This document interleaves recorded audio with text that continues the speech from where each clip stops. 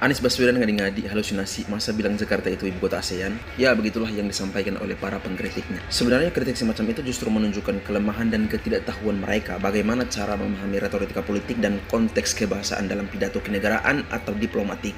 Karena gini, pertama, perlu dipahami dalam pidatonya Anies Baswedan, beliau di situ tidak sama sekali menyamakan antara ibu kota ASEAN dengan ibu kota negara secara konstitusional atau administratif. Kita harus open-minded. Dalam konteks kebahasaan pidato kenegaraan atau diplomatik, dan Anies Baswedan berpidato di saat momen itu, maka diksi ibu kota yang dipakai itu merujuk pada posisi Jakarta sebagai pusat dari berbagai institusi ASEAN, bukan dalam pengertian hukum kenegaraan formal, dan itu sah-sah saja menggunakan diksi itu dalam ranah diplomasi kultural atau geopolitik.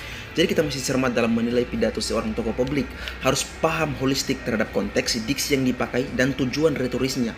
Harus paham. Dengan begitu kita bisa paham, oh yang dimaksud Pak Anies dalam pidatonya ibu kota secara simbolik dan representatif kali ya.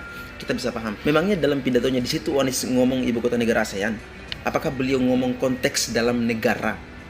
Di situ Anies Baswedan nggak bilang Jakarta itu ibu kota ASEAN dalam arti konstitusional, enggak.